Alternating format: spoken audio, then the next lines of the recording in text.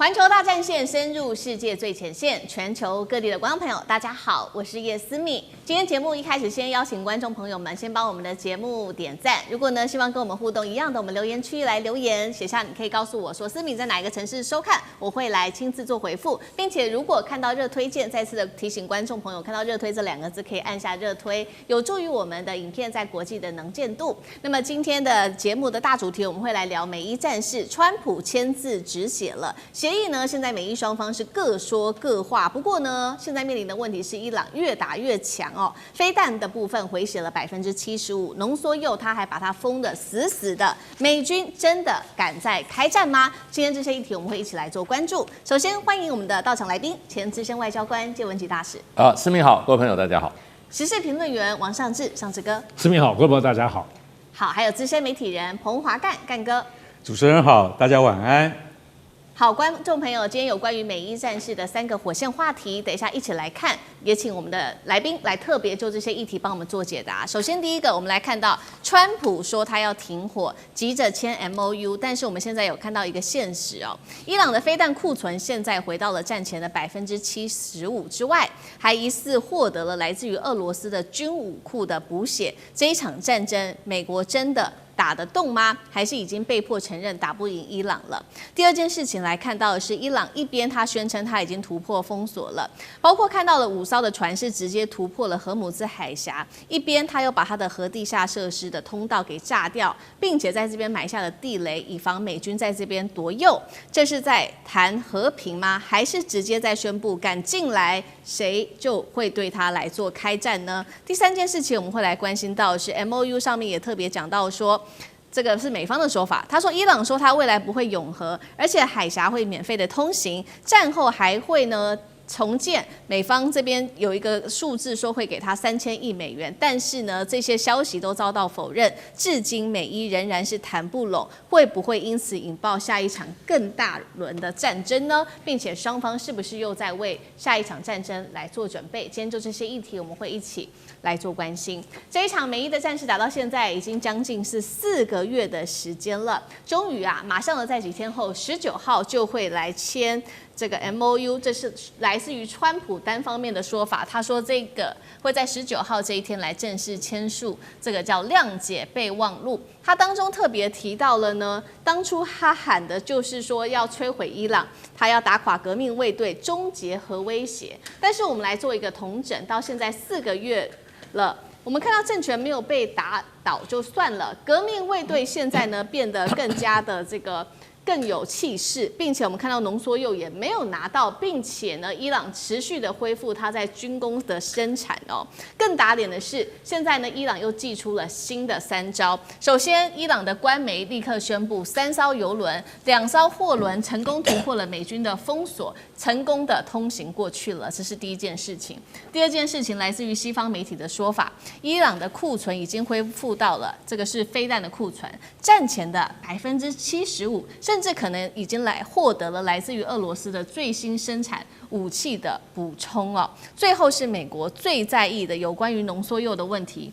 CNN 报道最新消息，伊朗近期是直接炸毁了浓缩铀附近的地下通道，并且在这周边布设了各式的地雷，告诉美国说，你如果敢来的话，你就会遭受到这些地雷的引爆哦。再来，我们来看到了川普总统最新的说法，他抛出的条件是，中东国家如果需要美国的保护的话，需要缴交20%的区域收益给华府。但是这些波湾国家，他们不就是因为美伊战事的波及，因此被攻击的吗？他们还要缴保护费吗？好，所以今天节目一开始要请教介大使怎么看？川普一边呢谈着说他要和平，另外一边又说不排除可能再开战，如果这个谈不拢的话，这是典型的极限施压的战术吗？但是我们看到另外一边是伊朗快速的补血当中，美军弹药吃紧的状况之下，还打得起第2回合吗？介大使怎么看？对，其实就这个目前我们得到的消息，有关这次的这个所谓的谅解备忘录里面啊，已经看出来美国已经输了。美国只得到2个承诺，第一个，荷姆兹海峡开放。那个很多人就说，荷姆兹海峡本来就开放嘛，你打了以后才关闭啦。对，现在人家伊朗说我在开放，这算美国胜利吗？第二个呢，美国现在没有提那个什么哈，就是浓缩铀摆在哪里？伊朗不是说我浓缩铀就藏在地下，我里面都搞了很多地雷，你不想进来？美国本来说那就浓缩铀交出来，然后呢送到俄罗斯，后来就说送到中国大陆去，把它怎么样风度给它给它减低，搞到最后现在浓缩铀就不说了。川普说伊朗承诺说不发展核武，伊朗从来没有说要发展核武。从这场战争打到从头到尾，人家伊朗都说我没有发展核武。那美国说关键你把浓缩铀弄出来，现在浓缩铀没有了，所以美国就得了这2样，然后其他都是什么？全面停火，包括哪里？包括黎巴嫩你也给我停火，那不就是把以色列从餐桌上直接放到菜单上去了？对不对？以色列就关心黎巴嫩的，结果呢，现在美国帮以色列决定说，黎巴嫩停火，以色列不要打了。所以说，川普用 F 字的字来骂内塔尼亚胡，我跟你讲，内塔尼亚胡还有大部分以色列国民大也在用 F 字在骂川普可是问题就美国就这样把以色列给卖了。第二个呢，3000亿美元的这个所谓的重建基金，你以为美国会出吗？美国有承诺，那都海湾国家要出的，对不对？海湾国家一定会出啦。我跟你讲，3000亿美金是要给定了。然后这个阿联酋马上解冻封锁的这个伊朗的资金啊，然后其他原来以前说什么伊朗要放弃导弹能力啊，伊朗的这个军火啊什么这些工业要开放啊什么一大堆都没有了。所以现在川普昨天还在讲说我们这个条约可能不公开，那不晓得了。不管怎么样，从目前得到的讯息，都认为美国怎么样？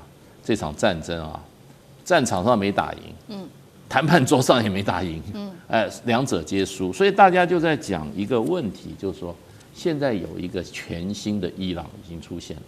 这场战争是浴火凤凰已经出现了，这就是新伊朗。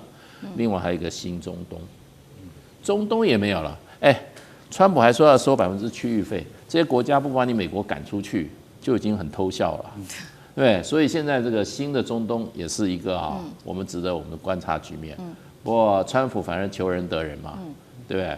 最后呢，朋友也得罪光了，然后呢，战争也没打赢，那只得到一点，就是他的诺言实现了。我要生日那天，我要怎么样宣布我的最高的理想是世界和平。对，这一场战事打到现在总共是4个月的时间，大家也在看说，确实是不是有一个所谓的伊朗3.0正式的到来，也就是现在是这个伊朗是由革命卫队这种强硬派的革命卫队所领军的，所以我们也看到，确实伊朗最近的攻势也蛮大的，除了打了这个在美军的这个约旦的美军基地之外，现在呢，来自于媒体的报道还打下了包括 F-35、F-15跟 F-16来自于伊朗的最新说法，在这样的状况之下，美军还讨得到便宜吗？那刚刚这个大使也帮我们特别提到了有关于3000亿美元的这个重建费，波湾国家要给伊朗的部分，他们真的愿意给吗？那干哥又怎么看？我觉得如果说这一张 MOU 只有1页半的话那真的是在很仓促的情况之下，就卡利巴夫来，我们就视讯，然后就从开始念1到第14项开始念，同意没问题，赶鸭子上架，赶快签了吧。为什么？我川普没有空，真的没有空。他现在没有那个美国时间，真的是美国时间，他真的没有时间再花心思在这件事情上面。为什么？他急于达成止血，他一定要止血。这件事情对于他的政治生涯，对于美国现在的政情，以及对于整个世界经济的影响，都必须叫你要止血了。如果你再不停下来的话，会对你自己本身的政治生命产生很大的影响，所以他必须要停了。当然，他没有得到浓缩铀的保证，也就是说，伊朗绝对不再发展，或者能够在国际能源、核子能总署的监督之下完成我们希望的和平用途，这些可能都达不到，没有关系，我们先摆在一边。为什么？因为我急于达成有限度的条件的和平跟停火。为什么？真的打不下去了。对，我们标题上面就讲打不下去了吗？真的打不下去。为什么打不下去？我今天坦白讲，等一下我们后面会提到很多为什么打不下去的原因给大家了解。因为你现在如果要让美国再进行大规模的监控，其实是做不到的，舰队本身做不到，然后呢后勤也跟不上，那要花很多钱。其实据我们初步的统计，到目前为止，在伊朗身上大概已经花了1000亿美金了，1000亿以上哦，那算是所有最接近的近代这几次战争里面算最少的。为什么？因为只打了4个月而已。但如果再打下去的话，恐怕那个价钱就会逐步高升。你现在要怎么样面对自己在美国国内的油价的平抑？北海布伦特原油不能在100元每桶的那个盘旋，不能再在那个地方盘旋。为什么？那就直接影响到物价。川普一定要想这件事情，说我就要期中选举了，那这件事情我有多少时间可以消化？通货膨胀它有几个时间，有多少时间可以让它平稳下来，让共和党能够到的那个时候得到一些最基本的优势，就说我川普可以拿来说话的，我可以拿来说嘴的，我可以拿来就我可以很臭屁的跟大家讲说，都是因为我川普，所以你就必须，这个不是说明天你就可以掉下来，你要至少要2-3个月的时间，让它慢慢的缓步下来。国内的经济有一些起步，有一些改善的话，对于你的选举当然是有好处的。所以他在这件事情上面，他不能再拖下去了。我总认为说，停火是好事，然后呢，他可以得到就是说一些就是说，基本上国内老百姓所看到的，虽然说参众两院都认为说这个到底是什么协议啊，我们根本看不到内容啊。你就说停火就停火了，协议就达成了，可是我们根本没看到内容是什么，不能这样对国会负责的。老百姓也要看一下，对不对？你就说结束就结束了，那有一天再打起来。赫格塞斯第一个国防部长赫格塞斯，他第一个他就讲说，我很怀疑啊，我很担心啊，对不对？当然这个也是外交辞令啊，可是说句实在话，对于美国的整体外交政策而言，赫格塞斯讲的是实话。到底你的和平建立在什么基础上面？会不会有一天突然伊朗跟以色列又打起来了？又打起来，川普你的立场又变成了什么？对不对？那个是要带美国一起再打重新再打一遍的哦。你有没有想好你要怎么做？我觉得他根本没有想好。不过我们现在就是也把重点来看到是说，那接下来在19号几天之后的这个会签的川普说会签的这个美伊双方的 MOU， 到底是签真的还是假的呢？因为其实现在美伊双方还卡在几个重点问题上面，不管是浓缩铀的问题，或者是荷姆斯海峡的问题，还有这个3000亿美元是不是要给伊朗的这个费用，现在全部呢可以说是美伊双方各说各话。先来看第一个议题，就是浓缩铀，美方说伊朗已经同意了永远不永和，但是伊朗说只是有限让步哦。美方说这个荷姆斯海峡接下来会免费完全的开放，伊朗说呢确实会开放，但是只有60天的我们的技术谈判期间之内，在这个之后还是会收服务费。至于刚刚我们提到3000亿美元是不是会给伊朗的这一个重建费，川普已经否认了，他说没有这件事情，还说这都是民主党自己制造的假新闻。现在看起来双方各说各话，MOU 真的签得成吗？那尚志哥怎么看？首先，这次不是一个协议，正规的协议。众所皆知，所谓的 MOU 其实应该说意向书哈。意向书没有法律的约定，它只表达了一个意向，而且它的全名叫做停火谅解备忘录或意向书。还有个谅解在这里头，就又有原来这个比较，大家就是态度上有一个大家我知道你的态度，你知道我的态度。其实像我过去在商业上当中，我们看过很多的这种 MOU， 有时候 MOU 是这样子，是我表达我的态度，你表达你的态度，可我们态度不一样，我们还是可以签的哦。但我觉得这次之所以能够签下来，其实无论是怎么说，我认为对于整件事情，对于川普跟美国来说，最重要是美国国内的因素。是都知道，首先第一个是他的民调已经已经在30%边缘哈。你破这个30%，之后明天要掰到20%几，这还是很吓人的。除此之外，是现在前期其中选举当中的一些州他们的部分的选举可以看得出来，民主党可能就是因为这个美伊战争的部分开始很多，包括很多的原先共和党本身支持的州都最后翻盘。我认为在这一波当中来讲，这个东西是因为是可以被精算、可以被推估的。再这样下去，你不要说是跟在这里头美国有多少这些意气之争当中占了川普有多少面子，跟他有多少下台阶。